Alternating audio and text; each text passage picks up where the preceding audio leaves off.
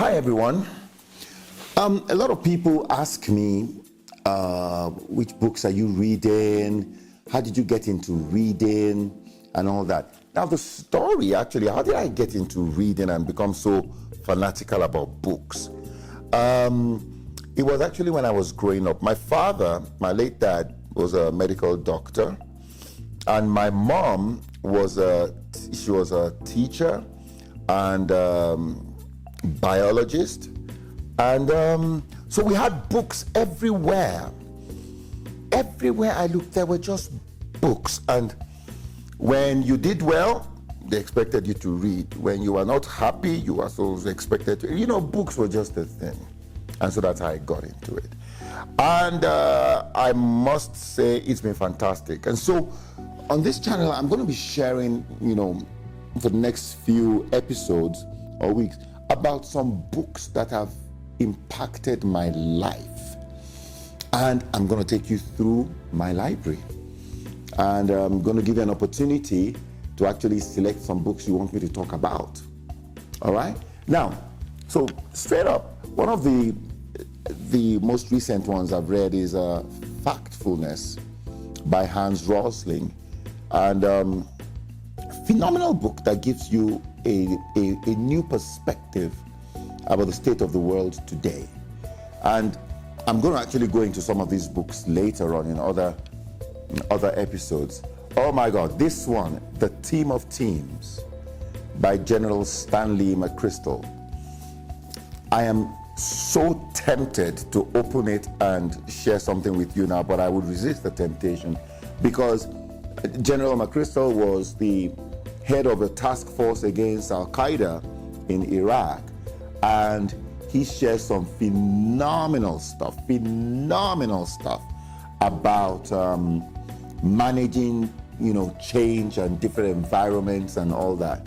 Then I think this will have to be one of my all-time favorites, From Third World to First by Kuan Yew, the founding father of Singapore.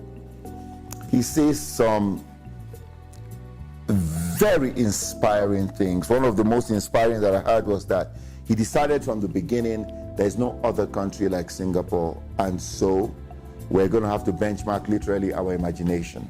It's a fantastic read. Oh, and there's a place he said something about Nigeria, which I'm going to talk about. Not too inspiring though. Then there is The Innovators Dilemma, when new technologies cause great firms to fail. And they came from a background of researching different companies, and these companies were companies that were supposed to have been, they were actually great companies. And, within a short period of time, they ceased to exist. And he began to look at why they failed and how in many places technology was the big disruption. In my book, Beyond Intelligence, there's a whole chapter dedicated to the role of technology and disruption, because you actually discover that relevance many times is tied to understanding the technology of the time.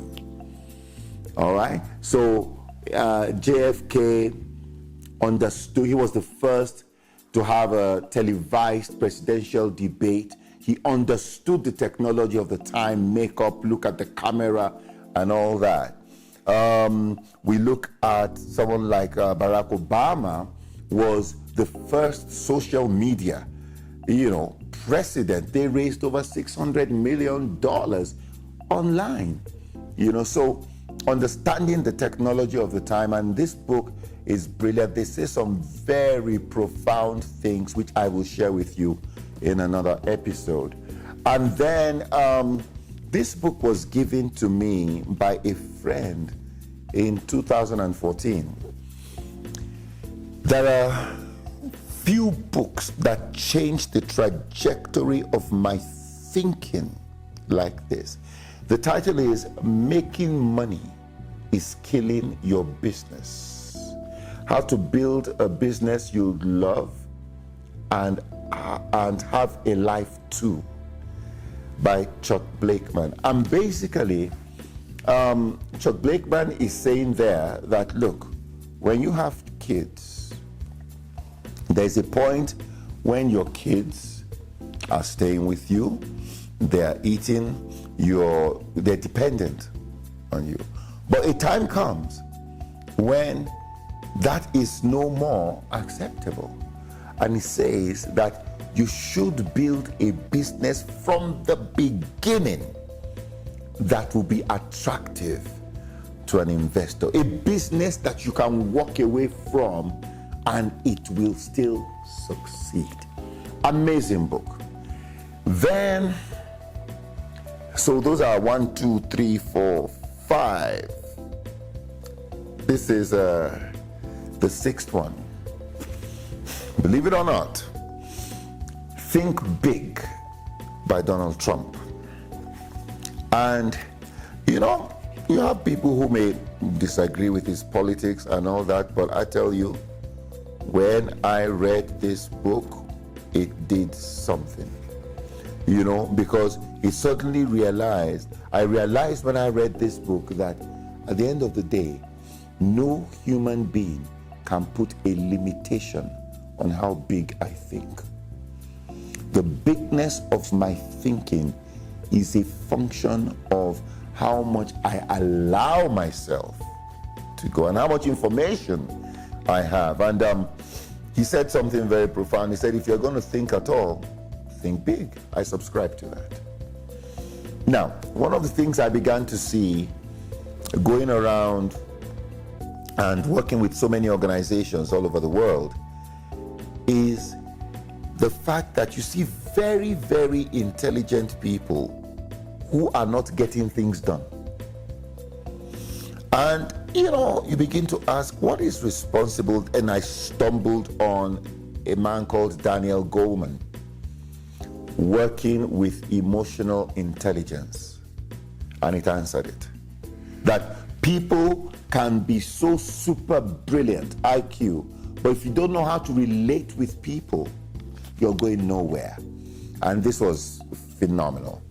Then, this one, I love what somebody said. He said, finally, here's a $10.99 MBA.